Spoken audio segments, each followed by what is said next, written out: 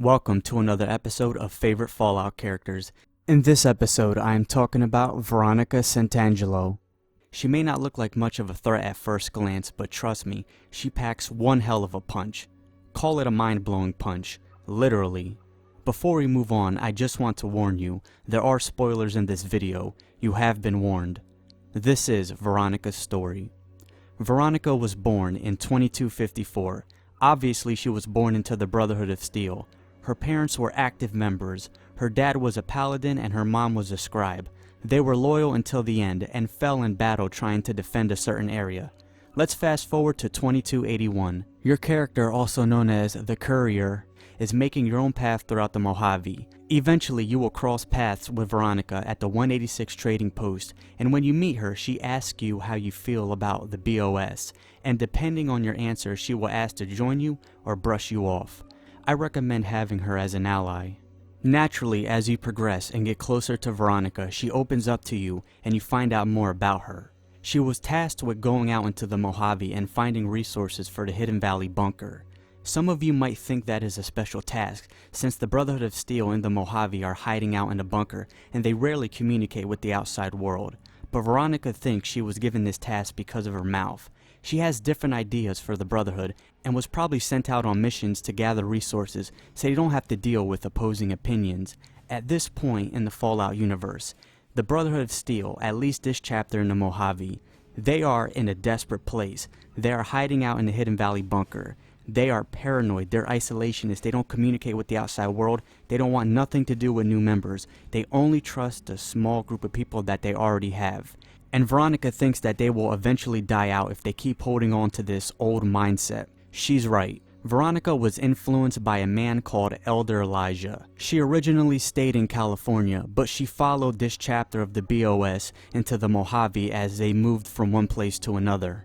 Elijah was her mentor. While he was in charge, he sent BOS members to gather other things besides technology, going against the way it's usually done in the Brotherhood of Steel. He disappeared after the battle at Helios 1. After his disappearance, a man named Nolan Manera took over this chapter of the BOS and decided to double down on the old school ways. They decided to hide out in the Hidden Valley bunker, hoard their weapons, isolate themselves from the rest of society, and just wait it out. Veronica has a complex history with this chapter of the BOS. They are the only family she's ever known. She's grown up with everyone in that bunker. But this isn't the only time where she's had problems and she went against the grain and went against what they believed in. When Veronica was younger, she fell in love with another woman. Yes, she's a lesbian, she's homosexual. And the Brotherhood of Steel looked down on this because they don't believe in homosexual relationships because they can't reproduce. This is a bad thing for the BOS. They don't recruit new members, they don't trust the outside world. So the only way they can get new members is to get men and women that they trust inside their own little clique and get them to fuck so they can have kids. So Veronica's running around fucking other women, she can't have kids. So they decided to split them up, and they both went their separate ways. Wow, that's pretty fucked up. When you recruit Veronica into your party, you'll notice at first that she's very reluctant. She doesn't open up about much. She just tells you that she just wants to go around the Mojave, visit the different gangs, different areas, and just see what this area is like. You know, she didn't get out much. She just goes around gathering resources. She just wants to explore and see what's out there. Eventually, when you do certain things and go to different areas, she'll open up and she'll tell you that she wants to go back to the Hidden Valley bunker so she can try to change the direction that this chapter of the BOS is going, because she disagrees with them a lot and she thinks they are heading into their own self-destruction. And it's the truth. Despite all the shit that she's went through, her parents died because of this group. They split her and her loved one up, the only person that she's ever loved, and they split them up. And despite all of her disagreements with the way that Elder Nolan is handling stuff, she wants to try and change things.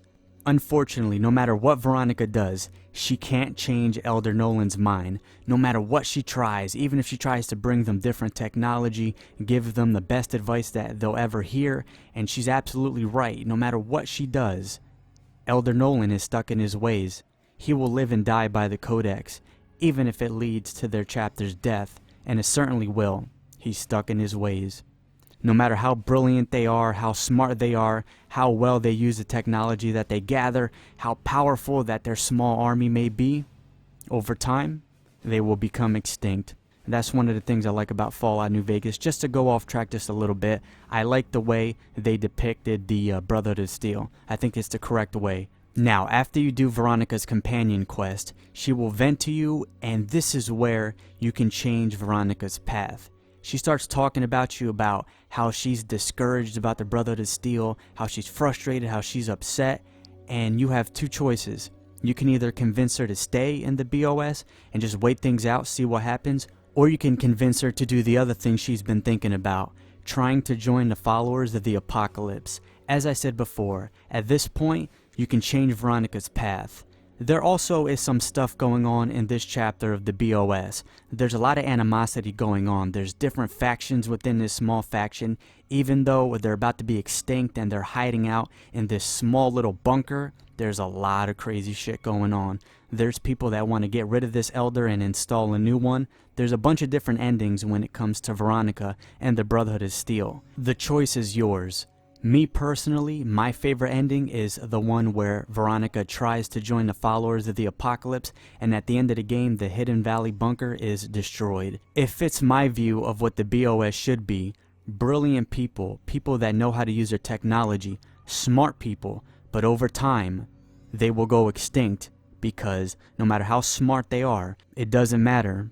Their inability to adapt to new situations, their inability to try to get new members, their egos, the fact that they think that they're better than everyone else, and their stubbornness will lead to their downfall. It should lead to their downfall. It only makes sense. Veronica was absolutely right. Instead of sticking to the old ways and just following the codex or trying to do a little bit of change, she wanted to completely change the way that her chapter did things. She wanted to build new bridges, open up to the outside world. Do more than just hoard technology and hide in a bunker. She wanted to get new recruits. She wanted to help them survive. And unfortunately, she was shunned and even attacked by people she considered her family for her beliefs. She has definitely had a rough life. Now, why is Veronica one of my favorite characters in the Fallout universe? Let's start off with the fact that she's a fucking tank in my opinion. She's very useful in battle. I let her keep the power fist, and she just runs up on people and just acts like a tank, and it allows me to just sit back and pick them off one by one, or just sit there and let her knock their fucking heads off. Literally, knock their fucking heads off. Especially when she gets to Brotherhood of Steel armor. She's just an absolute fucking tank with that power fist. Very useful, and you can also use her as a workbench too, so that's pretty useful too. That sounded pretty sexual, but no, I don't mean it like that. That's probably going to disappoint some of you. I enjoyed learning about Veronica's backstory and watching her trying to change this faction for the better and ultimately failing through no fault of her own. The Brotherhood of Steel, they're just stubborn. They're brilliant, but they have major flaws that they're not willing to address, and that's the reason why they should be extinct. Veronica does not take herself too seriously, but she does carry a huge weight on her shoulders and she's very empathetic. She's dealing with a lot and she's had a rough life.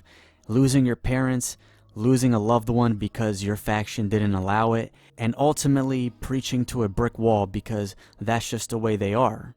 But through all of this, she still maintains a likable personality and she's very useful. More sexual favors than I can even count. I am still tired from it. No, actually, you're born into it. My parents, their parents, so on. When you're young, you can choose to leave, but it's home, so most people don't. We don't take on new members, really. You can do the math on our long-term prospects based on that point. I keep hoping we'll change that. I also forgot to mention she's kind of a tomboy, and she has no problem sticking up for her beliefs and getting in people's faces. But even though she's kind of a tomboy, one of her goals in life is to get a nice fancy dress. So you also have to do that in the game if you want to explore the different quests with her. I wish that they would have made her companion quest a bit longer. It ends too soon, but there's a lot of companions in the game. I just wish that they would have made it a bit longer. Actually, a lot more longer, because this is a great character, at least to me. Now, I saved this for the end. One of my viewers asked me a question about LGBT characters in video games, and I think he did this for a couple of reasons. Nothing political, but because I am bisexual, and for those of you that don't know, now you know. I think some of you got the hint when you saw traps or gay comments in my videos. It's nothing malicious. It's either a played out meme or a funny meme. They weren't doing it to try to start shit. It's just a meme. Hey, what can I say? That's what I like. I think the real reason why they asked me was because of some of the newer games being accused of pandering to certain communities, like Mass Effect Andromeda, or I think the new Legend of Zelda game, but I'm not sure about that one. And I think he knew I was going to talk about Veronica because I've been dropping hints the past couple of months. And she is a lesbian, so it does relate to that. And this is not a political rant. I'm not doing this to score points for any political side. I don't give a fuck about political communities. There's so much cringe and so many insecure people trying to fluff their egos through doing that shit. It's just too cringeworthy for my taste. If you're into that stuff, more power to you, but not for me. Fuck that shit. Now, Veronica is not only a great example of a memorable character, she's also a great example of how you should make a LGBT character if you want to do that. Because the fact is, that's not the focus of who she is. It's a part of who she is. She has hopes, she has dreams, she has trials, she has tribulations, she has faults, she has character development, she has a background, there's obstacles, there's things that she has to do. You bond with her, and that's why I think she's a great character. And this is just advice from an armchair critic. If you want to make any character memorable, focus on the word character. Don't focus on the fact that they're white or black or gay or straight, unless you're doing it for historical reasons or you're purposely trying to make a stereotype. If you want a serious character and if you want them to be remembered, focus on giving them everything that I said what Veronica has, like hopes and dreams, etc. Give them a background. Give them something we can remember. Sure, their sexuality or whatever the fuck can be a part of it, but don't make that what the character is. Don't make them one-dimensional on purpose because you're just handicapping your own potential when you want to do that. I personally don't give a fuck if someone wants to make an LGBT character. It don't matter to me. Do whatever the fuck you want. Just make that character memorable. That's just what I'm saying. I only care about good characters. So yeah, that's my advice. I hope you didn't mind the rant at the end. I'm not trying to make this political, but it does relate to Veronica, so I wanted to answer that. Thank you for watching another episode. You know where to find me. Leave a comment. You can message me on Twitter.